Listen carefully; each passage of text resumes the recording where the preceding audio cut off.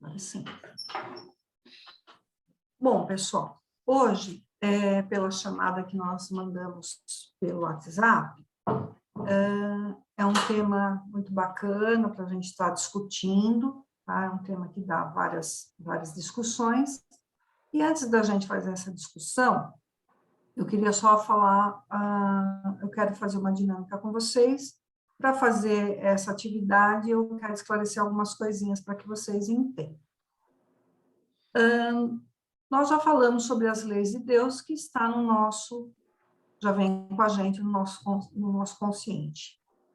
E como são feitas as leis do nosso país? Então, em primeiro lugar, a gente tem que identificar numa lei a sua identidade de origem. Então, ela pode ser uma lei federal, que é nacional, vale para todo o território nacional, pode ser estadual, que vale para o estado, no nosso caso, São Paulo, ou municipal, que é da cidade, na maioria nossa aqui também, de Jundiaí. Então, eu quero falar com vocês um exemplo de uma lei federal, que vale para todo o território nacional. Então, a gente sabe, vocês vão estudar, principalmente quem vai ser advogado, vai saber tudo isso na ponta da caneta, que existe o poder legislativo, o poder executivo e o judiciário. Nós vamos se ater a dois nesse momento. O legislativo é onde elaboram as leis, que é a Câmara dos Deputados, tanto os estaduais como federais, que representam nós, o povo, que elegemos, o Senado Federal, que é feito dos senadores, que nós também elegemos, que também representam o Estado e o Distrito Federal. E ambos, a Câmara dos Deputados e o Senado, montam o Congresso Nacional. Então, quando a Câmara dos Deputados querem fazer uma lei, eles têm que fazer um projeto de lei, esse projeto vai para o Senado aprovando, vai para o Executivo. Quando o Senado quer fazer uma lei, essa lei vai para a Câmara dos Deputados, aprovando, vai para o Poder Executivo. Só para ter uma ideia, vocês sabem quem é o responsável pelo Poder Executivo? Que governa o povo? O presidente? Presidente. E vocês sabem o nome do nosso presidente?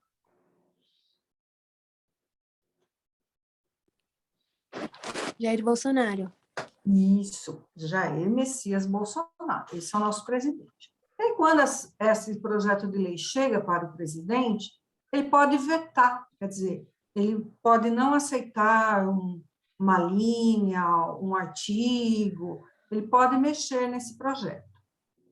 Aí esse projeto volta para a Câmara e eles vão ver se o que o presidente mexeu ou não vai atingi-los ou se eles não vão aceitar, enfim, a lei acaba não saindo. Mas se o presidente aceitar, ele sanciona a lei. Então, acho que quando vocês escutam na televisão que o presidente sancionou, é que ele deu ok, liberou um projeto de lei, um projeto de lei, e esse projeto virou uma lei federal. Então, ela passa a entrar em vigor no ano seguinte da sua aprovação. Então, é isso que eu queria ver com vocês. Então, agora, vamos fazer a nossa atividade. Mas antes, eu também quero testar. Vamos lá nos emotions. Vamos testar se todo mundo consegue levantar a mão. Todo mundo? Vini, Bárbara, Ana Sofia, Lívia.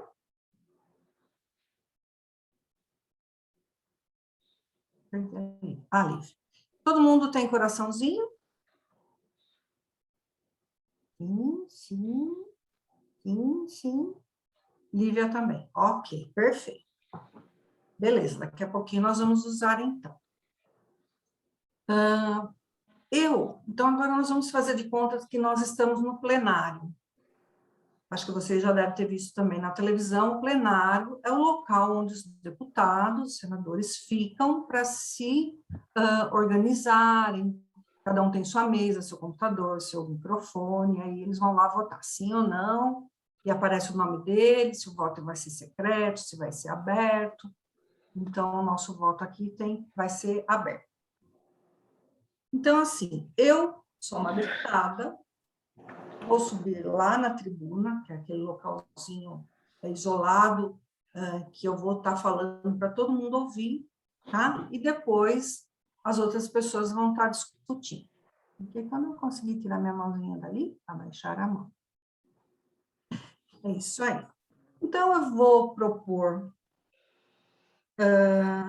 para vocês, caros amigos, deputados, uma alteração, o meu partido e eu, um projeto de lei. Nós vamos pedir alteração na lei de 1940, tá? Que é a lei 2.848, para que siga a alteração no seguinte ponto.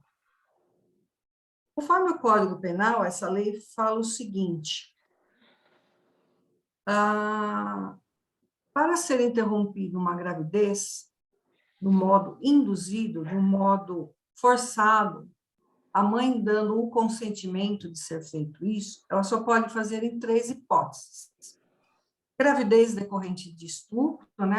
Ela sofre uma violência, um abuso sexual, ela ocorre um risco de vida da mãe, ou pelo ultrassom já percebe que o feto ele procede de uma anencefalia, que é a falta de parte do crânio, né, da criança, o cérebro é subdesenvolvido. Então, eu acho absurdo que exista essa forma na lei. Então, assim, além de tudo, conforme o artigo 126, quem fizer esse aborto, quem praticar esse aborto, ele ainda pode ser preso de 1 a 4 anos de prisão. Então, as mulheres sofrem abusos, elas ainda precisam passar por um médico, um IML, para provar que ela foi abusada, ela passa por esse constrangimento, muitas vezes muito mal atendida, humilhada, tendo que mudar até de cidade, como o caso recente da menina que sofreu abuso com 10 anos, precisou ir para outra cidade para poder fazer o aborto. A mulher tem todo o direito de fazer com o corpo dela o que ela quiser, ela tem que ter essa liberdade. No Brasil, são cerca de 1 a 1,5 milhão de abortos por ano. E as mulheres fazem na clandestinidade. O que é isso? Fazem escondido, porque não é amparado pela lei, é ilegal, ela pode ser presa.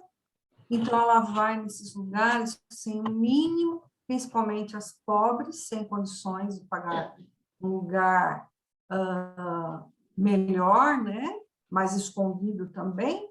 Então, ela vai poder ter infecções, vindo até óbitos, como acontece muito.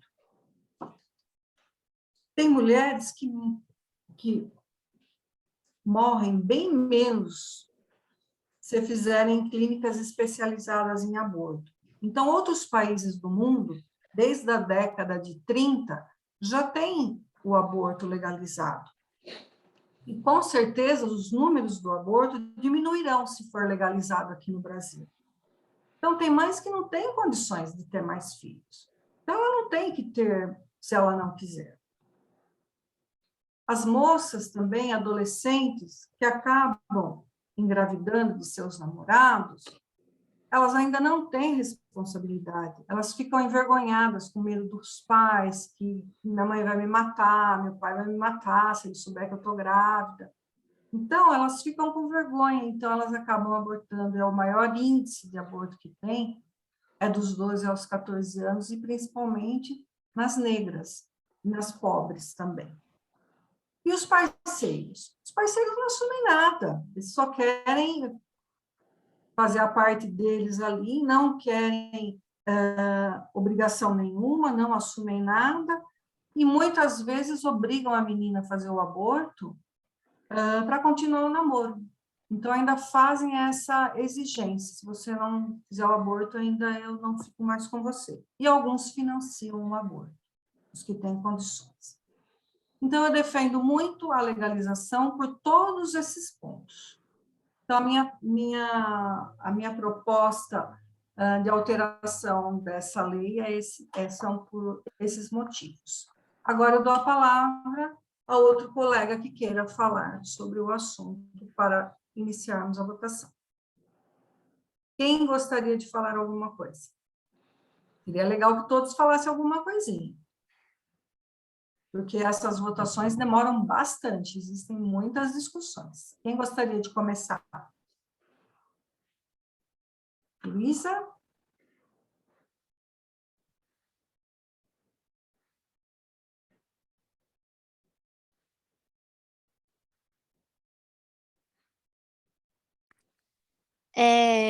Oi, Silvana. Oi.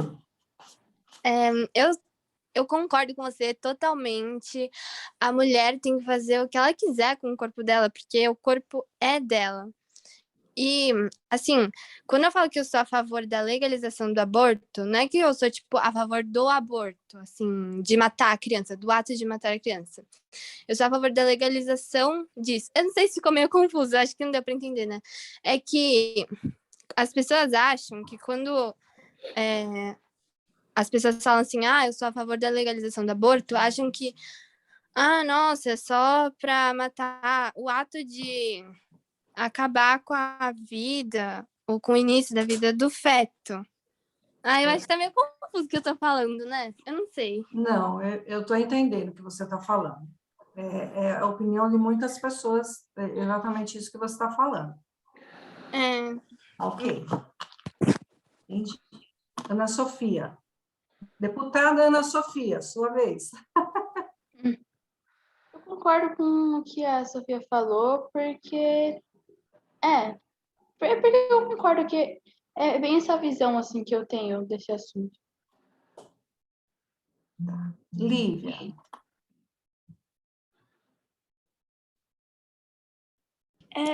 Eu não sei muito bem o que poderia falar, mas pelo que foi falado, eu concordo. Vinícius, você que é o único menino da turma hoje? Luiz Fernando deixou a gente na mão. O Pedro também, né? Não veio. O Pedro também não veio.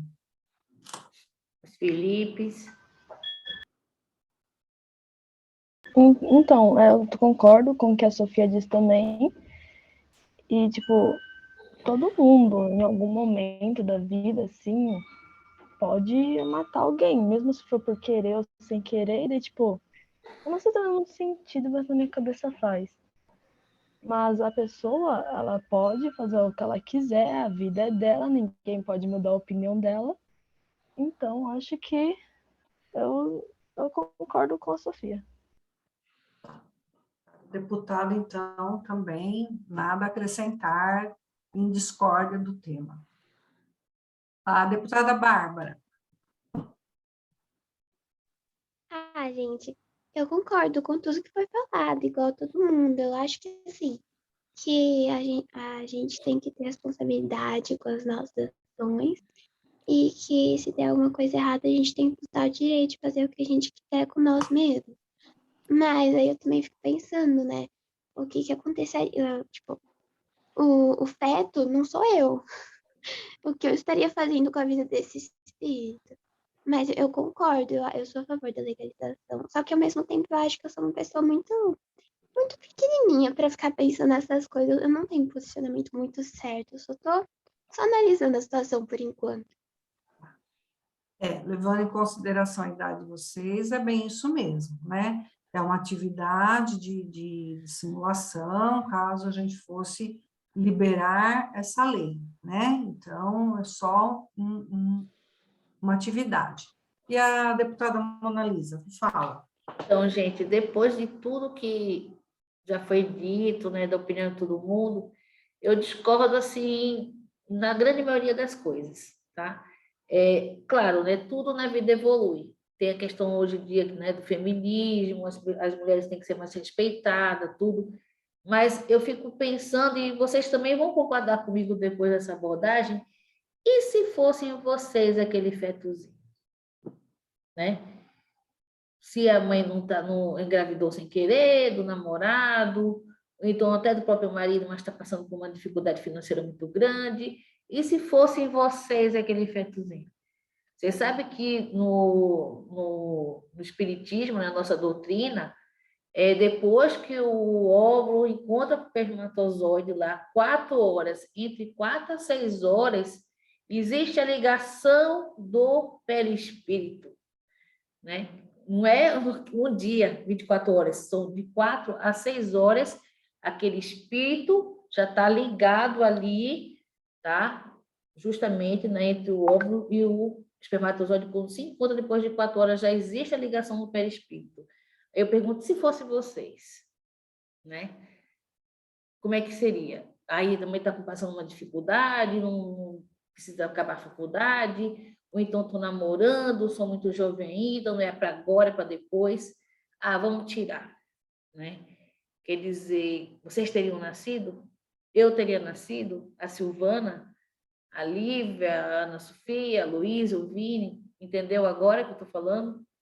Então, pensando hoje do lado espiritual, claro, existem as nossas leis, para que as leis são criadas para que os seres humanos, a sociedade, existem regras, para que eles possam cumprir. Porque se não existissem as leis, né, como a gente sabe, as nossas leis terrenas e as leis divinas, né? Se não fossem criadas as leis terrenas, como é que iria ser o nosso mundo? Um caos. Que tem, e as pessoas não conseguem cumprir, são tão difíceis de cumprir. Imagina se não tivesse para conter realmente essa sociedade, né, o ser humano, né? Então, no fundo, o que eles aprovaram é o seguinte, né? Quando a mulher sofre um estupro, né? Eu acho que, como fala assim, não, acho que deve ser uma das coisas mais difíceis e piores do mundo acontecer isso com uma mulher, entendeu? E eu posso até falar, não sei se eu teria capacidade espiritual e evolução espiritual de ficar grávida e depois ter essa criança, olhar para essa criança, criar essa criança.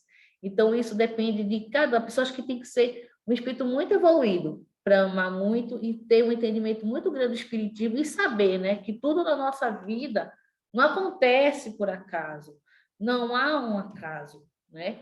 Algum débito, alguma prova espiritual muito grande, eu tinha que passar por aquele momento para estar passando por isso. Agora, a decisão de ter o filho ou não é daquela nossa questão que a gente toca, do nosso livre-arbítrio. Eu não condeno jamais aquelas que realmente, depois do estupro, vai lá e fala, não quero, agora se tiver que vir, venha depois, mas por amor, do jeito que eu encontrar alguém que eu ame, realmente saiba do que eu esteja fazendo, do que ser estuprada, né, e abusar sexualmente. Então, depende de cada um, né? Então, cara deputada, nós estamos aqui no plenário e não temos que falar nessa parte de religião. Né? Quer dizer, isso daí. Assim, lá assim, funciona dessa forma. Eu jamais, como eu falo, eu não julgaria, porque é uma questão muito pessoal. Acho que é uma questão muito pessoal da decisão, sim ou não. Segundo, a questão que leva ao perigo à vida da mãe. Eu acho que quando leva realmente perigo à mãe, que a mãe está correndo risco de vida, eu acho que realmente tem que ser necessário, porque a mãe está viva, entendeu? E se a gente der prosseguimento a essa gravidez, com certeza ela vai desencarnar, ela vai morrer, tá? Então, é muito mais fácil que essa criança realmente, no momento, não nasça, mas que depois, em outra oportunidade, possa até vir nascer, tá? Que é uma das também. E da questão da parte da criança, né? Tem a deficiência que nasce sem um crânio, né? Como é que chama? Anencefalo. Hidrocefálico. Nessa questão também, eu acho que eu teria o mesmo posicionamento da primeira, no caso do abuso sexual. Acho que vai depender de cada pai e cada mãe aceitar, né? Esse espírito, porque, como eu acabei de falar, depois de 4 horas a 6 horas, o perispírito está ligado. Então, é uma questão... Eu acho assim, hoje em dia existem vários métodos, entendeu? Que você pode evitar uma gravidez, né? Existe médico, inclusive até o Chico Xavier falou que ele não era contra os métodos conceptivos, desde que isso não levasse ao aborto, né? Quer dizer, ele foi a favor que a mulher se cuidasse, que existissem os métodos concepcionais, tendo um postinho de saúde no médico. Hoje em dia é uma coisa tão aberta, né? É uma coisa tão comum, coisas que antigamente, na época da Silvana, nossa época, já era uma coisa mais, né? reservada, tudo. Hoje em dia já é uma coisa mais, né, aberta em relação até vocês mesmos, que vão ser jovens a partir de agora. Quer dizer, o pai e a mãe sentem conversa. Antigamente era complicado o pai e a mãe sentar conversar com a gente sobre esse tipo de assunto, era o constrangedor. Então, acho que vocês hoje são privilegiados de ter todas essas informações, entendeu? E saber que realmente existe, sim, métodos que possam evitar, né, uma gravidez. Tirando o caso, como a gente falou, né, do estupro, essas coisas, então existe, sim. Então, eu acho que, como falar, é meu corpo, é meu corpo, é meu corpo, né? Mas eu acho que a gente, da mesma forma, existe uma coisa chamada livre-arbítrio, né? Quando vocês sabem Então vamos à nossa votação, tá bom? quem é Então, a para a favor, gente quem não é. encerrar o assunto, então, assim, quem for a favor do aborto, levanta a mãozinha, e quem for contra a liberação do aborto, coloca o coraçãozinho.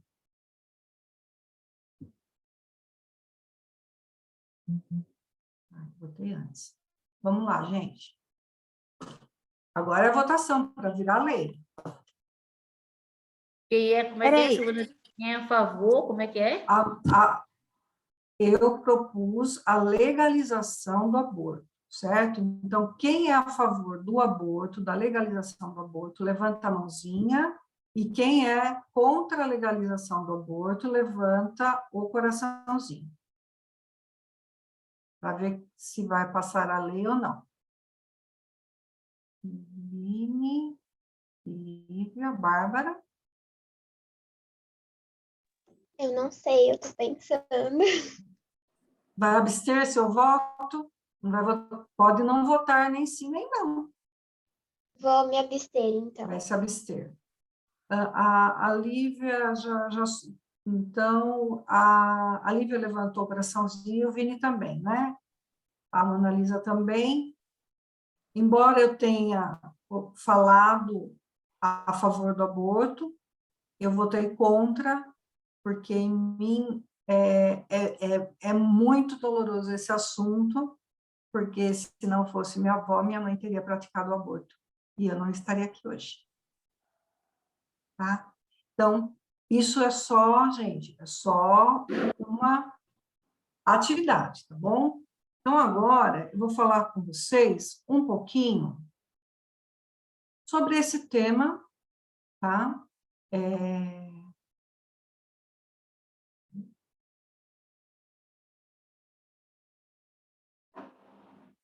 Bom, estão vendo o slide só, né?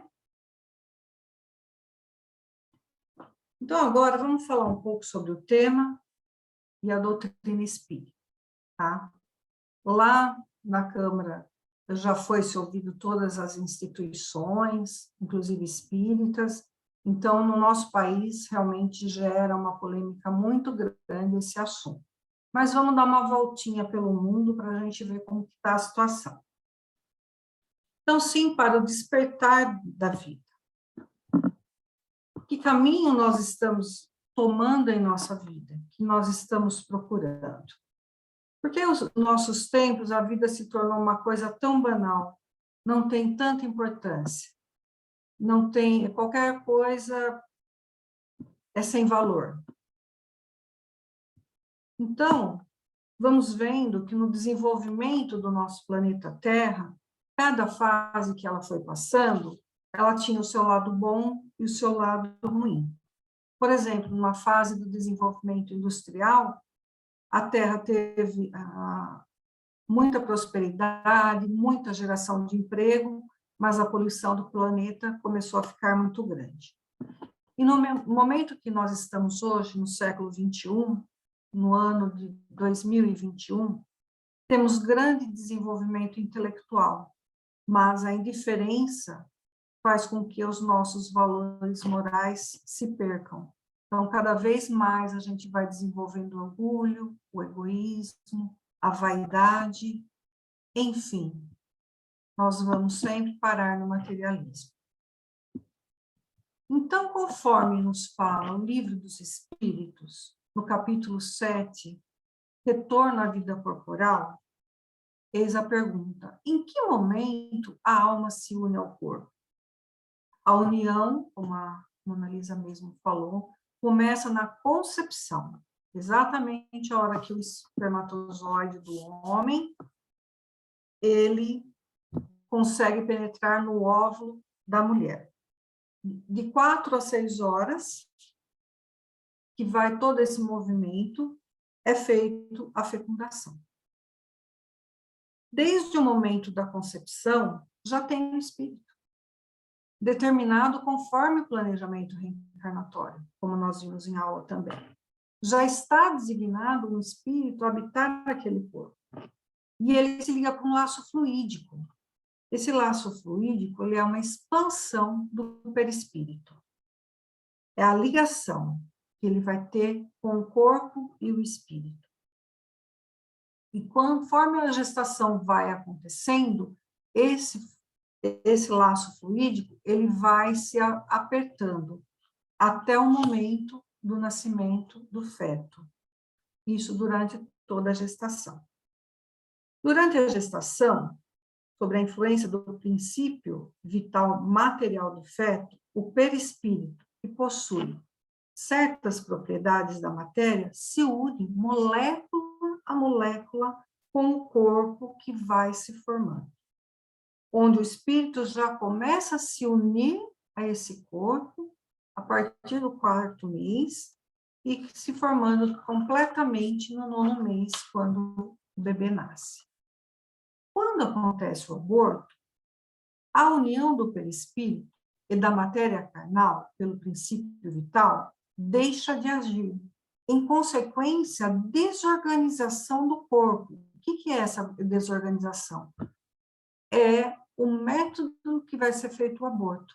Então, é uma coisa que vai mexer com a normalidade da gestação e o corpo vai sentir toda essa consequência.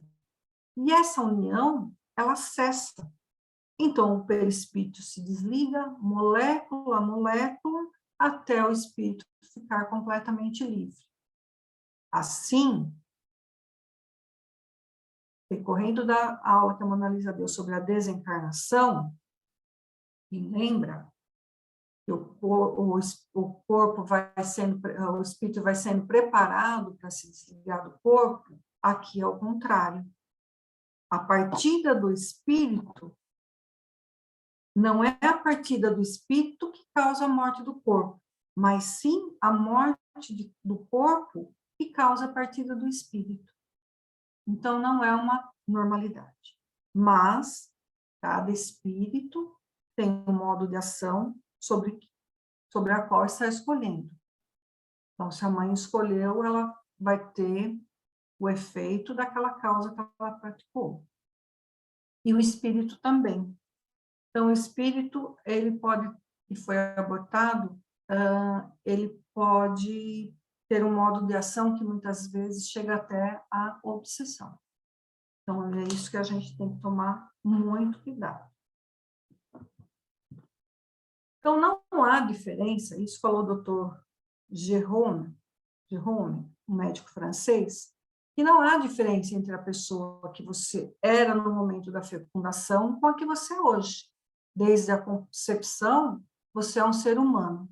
Isso esse doutor falou. Eu gostaria só de fazer um parênteses sobre esse médico francês, que nasceu em 1926. Ele já é desencarnado desde 1994.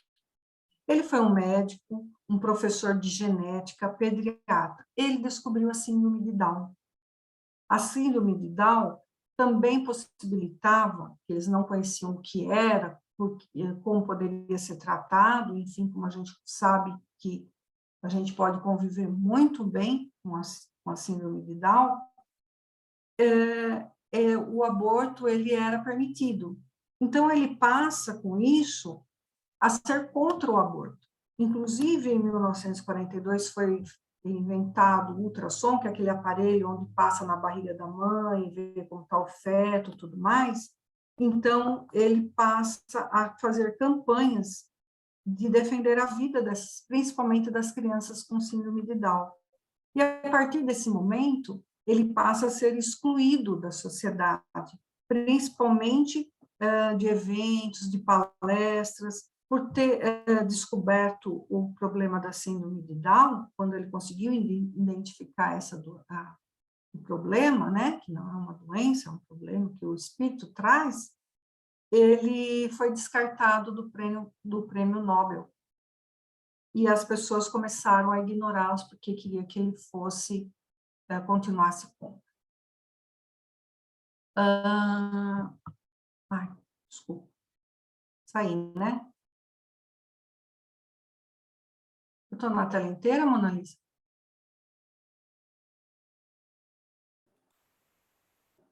Não, Silvana, não está inteira. Não. Tá. Eu fui olhar. Peraí. Ops. Só que aí ele começou a ser observado pelo Vaticano. E o Vaticano, o Papa, ele já está em vias de canonizar, beatificar esse doutor, porque ele foi considerado do servo de Deus, pela defesa das crianças, principalmente de síndrome de Down, e contra o aborto. E agora eu vou falar um pouquinho para vocês do que é descriminalizar e legalizar. Então, descriminalizar é o ato ou conduta que deixa de ser crime. Não há punição no âmbito legal. Se nós tivéssemos liberado essa lei, não seria mais crime a mulher ir num hospital, em algum lugar, e fazer um aborto.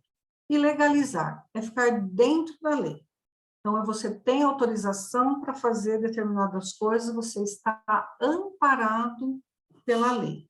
E foi exatamente a dinâmica que a gente fez. Então, outra pergunta do Livro dos Espíritos, 358. Constitui crime a provocação do aborto em qualquer período da gestação? Os Espíritos respondem, existe sempre crime quando não respeitamos as leis de Deus. Tiramos a vida de uma criança antes de nascer. Estamos impedindo a alma de prosseguir sua evolução através das provas programadas. Foi o que a Bárbara falou. 359. Dado o caso em que o nascimento da criança pusesse em perigo a vida da mãe dela, haveria crime em sacrificar-se primeiro para salvar a segunda? Quer dizer, tirar a criança, ela perderia a vida para que a mãe não morresse? Então, o Livro dos Espíritos responde que é preferível sacrificar o ser que ainda não nasceu. Ele tem vida, mas ainda não nasceu. Pois a mãe poderá ter outras oportunidades, porque ela pode ter novos filhos. Mas, esse caso é quando a gestante vai para o hospital e ela tem uma complicação e o médico chega para o pai, para alguém que esteja acompanhando a mãe, e fala, olha, é muito complicado, nós não damos certeza de que os dois irão viver. Então, vocês têm a preferência de quem quer que a gente salve, se tiver que ser escolhido. Então, nesse caso, é melhor que seja a mãe, porque ela vai poder ainda dar oportunidade a outros espíritos. Porque a gente, na verdade, não sabe qual é a condição, nem da mãe, nem do espírito, do que eles têm que estarem passando de provação nessa existência. Tem a questão 880 também, do Livro dos Espíritos, que o primeiro de todos os direitos, qual é o primeiro de todos os direitos natural do homem? O direito de viver. Ninguém tem o direito de atentar contra a vida de seu semelhante, e nada que possa comprometer a sua existência corporal. Agora, falando em estatísticas e pelo que eu falei no início da minha, como deputada, vamos ver alguns dados que estão falando se é verdadeiro ou falso. Isso para o Brasil, tá? Então, tem 5 argumentos no Brasil sobre o aborto. No Brasil, há de 1 milhão a 1,5 milhão de abortos por ano. A legalização do aborto faz com que o número de abortos diminua. Então, se eu legalizar, vai diminuir o número. Os países que já legalizaram o aborto têm um menor número de abortos do que o Brasil, que o aborto é ilegal. o número de abortos no Brasil está aumentando. Quando o aborto é legalizado, a mortalidade materna diminui. Aqui é aquele ponto que eu falei. Como é ilegal, existem lugares até meio que sinistros, onde as mulheres vão, as meninas vão para fazer o aborto. Não, uma clínica com uma boa estrutura, desinfetado, enfim. Não é como você ir no hospital fazer uma cirurgia, né? Com todo amparo e pessoas competentes e tudo mais. Então, por isso que muitas mães morrem, porque elas pegam infecções, bem, assim, não trouxe nem foto, nada, pessoal, porque é muito terrível, né? Então, é uma imagem, assim, muito forte, eu acho que não teria necessidade disso hoje, tá bom? Então, vamos ver o primeiro caso aí, o primeiro argumento. No Brasil, foi que eu falei lá para conseguir a aprovação da lei, existe de 1 milhão, 1,5 milhão de abortos por ano. Então, conforme o Instituto Alan Guttmacher e o IAPAS, eles fazem cálculos preconizados pelo Instituto pelo número de internações por aborto. Então, se a mulher vai em algum lugar aí, sofre, tem um problema, e começa a passar mal em casa, começa a se sentir mal, ela vai ter que acabar indo para o hospital. E lá ela vai entrar na estatística que ela fez um aborto e ela teve complicações por causa desse aborto.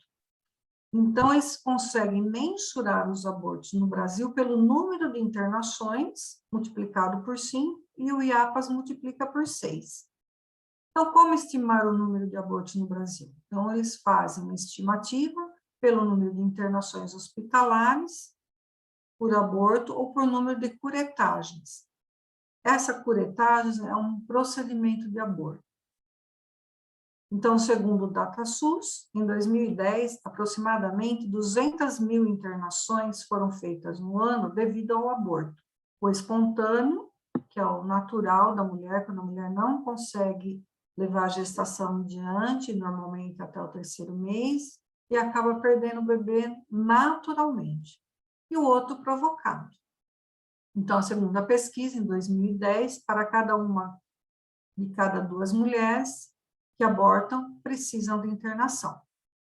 E os médicos emergencistas afirmam que de 20% a 25% das internações por aborto são provocados. Então, pegando essa matemática, 200 mil vezes 25%, que são os provocados, dá 50 mil. Então, se a cada 2 mulheres abortam e uma precisa de internação, é preciso multiplicar por 2, então seriam 100 mil. Então, assim, no Brasil, são realizados, no máximo, 100 mil. Veja que foi aumentado só 1000% na estatística. Eu vi também que em 2017, por esse levantamento, foram 190 mil abortos, menos abortos do que em 2010. Mas no nosso país, a estatística, principalmente do aborto, ela é muito complicada também de ser feita, principalmente naquelas regiões de extrema pobreza, tá? No norte, nordeste, enfim. Então, tem muitos que também não entram em estatística. Mesmo assim, o número é muito longe, de 1,5 milhão para 200 mil, para 100 mil, né? Mesmo que fosse 200 mil. Então, essa afirmação de 1 milhão no Brasil não tem respaldo com a nossa realidade. O segundo argumento, a legalização do aborto faz com que os abortos diminuam. Então, vejamos no exemplo aqui. Nos Estados Unidos, que passou a ser legalizado em 1970, eu só coloquei aqui uma atualização em 2017, quantos foram nos Estados Unidos, para a gente ter uma ideia como está. Vejam que o número só cresceu. De 193 mil, ele chegou a 1,2 milhão. Só que faço mais um parênteses nesse slide para falar dos Estados Unidos. Estados Unidos, eles sempre, por ser uma potência mundial, eles queriam, eles fizeram uma projeção da população do mundo em 10, 20, 30, 50 anos, ia ter muita gente no mundo. Então, eles começaram a incentivar essa contracepção através do aborto.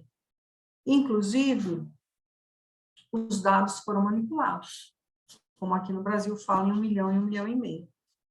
Só que lá nos Estados Unidos, um médico de nome Bernard Knudson, também viveu na mesma época do francês. Ele chegou a ter uma clínica onde ele, especializada só em fazer aborto, onde ele fez mais de 5.000 abortos. Ele era completamente a favor do aborto, ele fez parte dessa iniciativa da regulamentação do aborto, da aprovação. Só que em 1942, como eu falei lá com o francês, que descobriu a síndrome de Down, através do ultrassom, ele verificou que o feto tinha vida. Aí ele passa a ser um médico ginecologista, fetologista, que cuida dos fetos. E aí ele passou a ser totalmente contra o aborto, e aí foi onde ele abriu que toda aquela votação, aqueles dados para a liberação do aborto nos Estados Unidos foram dados manipulados para a sua liberação. Na Suécia, foi legalizado em 1939.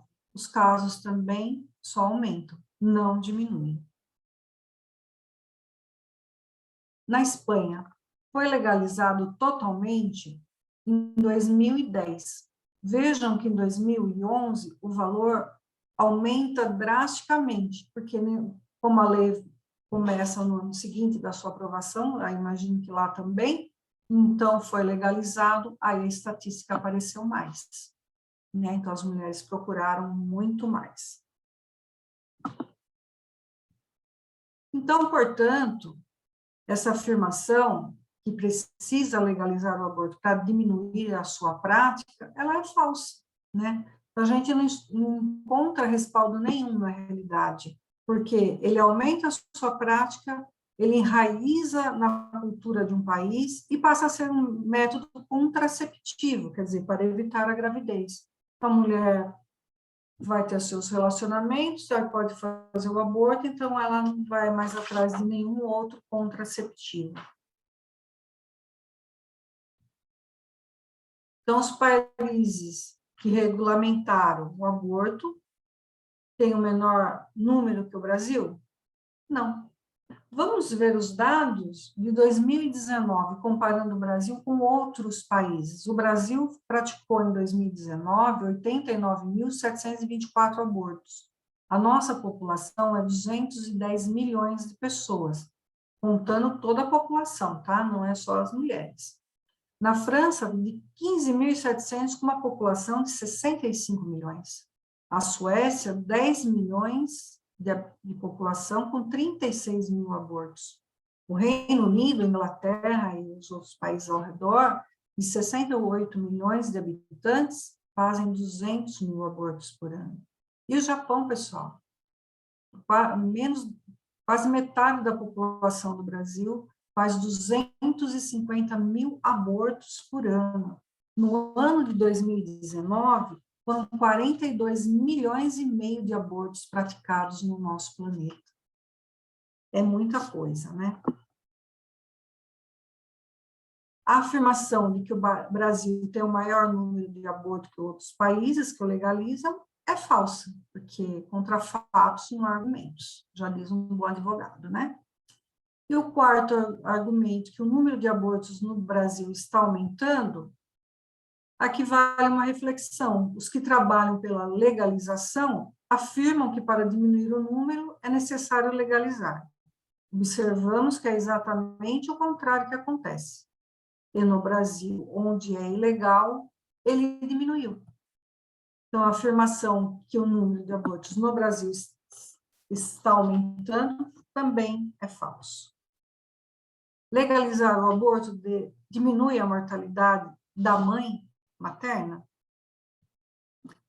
Então, o que diminui a mortalidade é investir na saúde. Durante a gestação, que é o pré-natal, onde os 9 meses, todo mês, a mãe deve ir ao médico para acompanhar como está a sua gestação. Na hora do nascimento, que é o parto. E essa última palavra que a gente ouviu bastante agora no Covid, que é o período puerpério, que é o período após o parto, o nascimento do bebê, 42 dias a 8 semanas, que é o tempo que a mãe precisa para que o corpo volte à sua normalidade, os órgãos internos, a cicatrização, porque ela pode ter algumas complicações, né? Algumas podem até morrer pelas complicações pós-parto, pelos nossos hospitais do nosso país, que infelizmente não tem uma condição boa de atendimento. E fora a depressão pós-parto também, que algumas mães têm. Então, a afirmação de que legalizar também diminui a mortalidade é falsa. Tudo no nosso país, onde temos esses problemas sérios com a nossa saúde normal. Então, agora um alerta para vocês, meus queridos jovens. Já fala Emmanuel.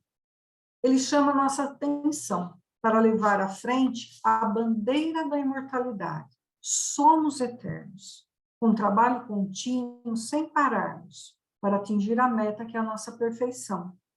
Assim, vivemos de acordo com os princípios da doutrina, servindo e estudando. Hoje nós estamos estudando este caso. Temos mais uma pergunta. Como pode a alma, que não alcançou a perfeição durante a vida corpórea, acabar por depurar-se? Então, depurar-se, purificar, se tornar puro, perfeito. Claro, suportando novas provas, novas reencarnações, novas existências. E assim, com essas provas, sofrimentos, a gente vai aprendendo. Se eu não aprendi que a vida é eterna, nessa vida cometi um aborto, eu vou voltar em outra vida e vou receber esse espírito com maior amor para poder me depurar e fazer com que ele também me perdoe. E que deve entender por lei natural. A lei natural é aquela que vem de Deus, é a única e imutável. Para a nossa felicidade, indica o que nós devemos fazer, o que é certo e o que não é certo, porque ela está na nossa consciência. E Emmanuel fala que nós, adultos, temos que avisar vocês, para que vocês tenham uma vida sem preconceito, caminhando na fé, para vocês tenham sempre o apoio espiritual. Sintam e entendam que vocês não estão sozinhos nessa existência, nesta jornada. Que tudo que vocês precisarem, vocês têm o apoio dos seus pais, dos seus responsáveis, daqueles entes que vocês confiam, e que seja qual motivo for, sempre se apeguem a eles, sempre conversem, sempre discutam, nunca façam as coisas escondidas para não feri-los, porque às vezes pode ser pior. As consequências, né?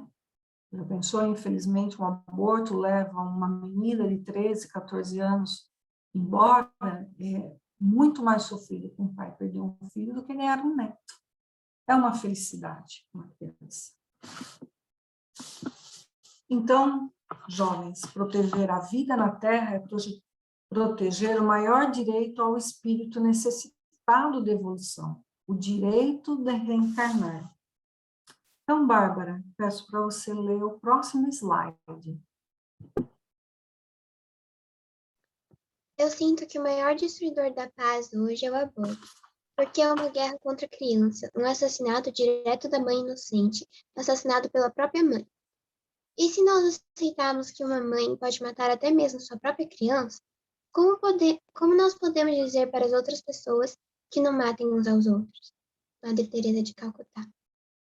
Madre Teresa de Calcutá, que também foi um anjo que passou por esse planeta, ajudando tantas crianças, mães, todos necessitados. E é o que o Vinícius falou. Então, um dia a gente pode acabar matando alguém também, né? Então, tudo é uma questão de pensamento.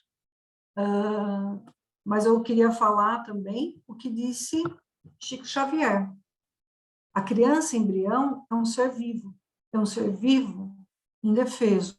O aborto é um delito difícil de ser classificado, porque a vítima está absolutamente incapaz de operar na própria defesa. Então, gente, a gente fez essa enquete e eu fui bem convincente, né? Então, isso é uma persuasão. Tive argumentos para trazer para vocês, porque vocês não foram preparados lá com o tema. E muitas vezes, na política, eles não querem saber de religião, não querem misturar as coisas. Mas se nós temos o conhecimento, passemos esse conhecimento nosso ao próximo para que possamos ajudá-lo. Peguemos esse conhecimento para nós, para que se tivermos que viver um momento desse, saibamos realmente o que fazer. E, conforme eu fiz a chamadinha, diga sim à vida. Ela vale a pena. Seja qual motivo for, qual situação estejamos, a gente tem que dar sempre prioridade à vida. Alguém gostaria de falar alguma coisa?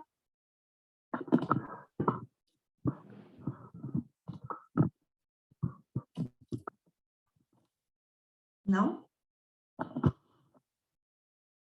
Então, assim, gente, esse é um tema bem polêmico, principalmente no Brasil, onde muitas mulheres querem a legalização para que possam estar amparadas no hospital, possam fazer do corpo delas o que quiserem, mas nós espíritas sabemos quais as consequências.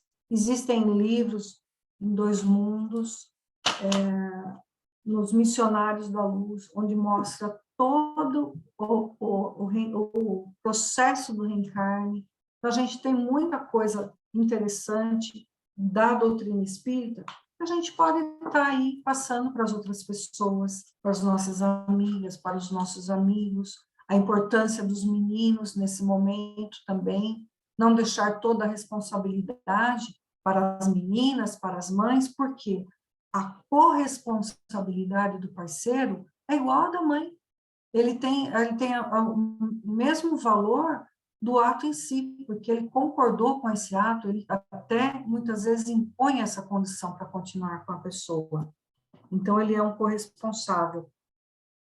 Então, a gente sabe que na vida posterior de quem praticou aborto, a pessoa, né, o espírito, está com seu perispírito com essas marcas, ele pode voltar em outra vida com lesões nos centros genitais, esterilidade, não vai poder ter desculpa, filhos na próxima encarnação ou em outras, né? Essa pessoa vai passar por alguns sofrimentos em encarnações posteriores, tá? Então, não é regra que a pessoa é estéril, não pode ter filho, que ela abortou em vidas passadas, tá? O caso da criança anencéfala, que vem com parte do cérebro, muito provavelmente se suicidou com um tiro na cabeça, também não é regra. Pode ser? Sim, pode ser.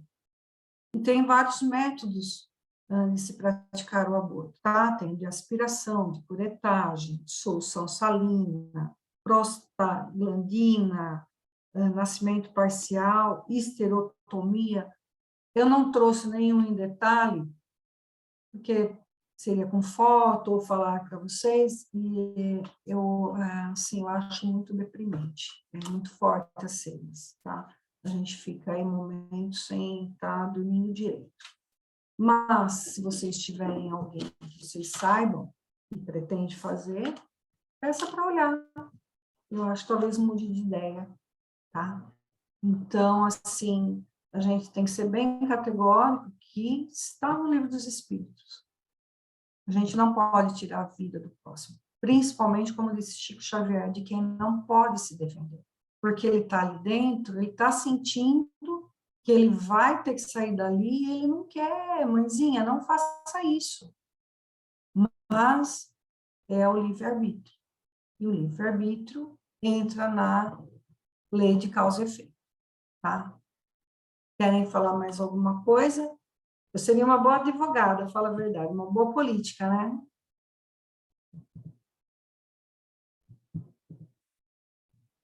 Falar alguma coisa, Mona Lisa?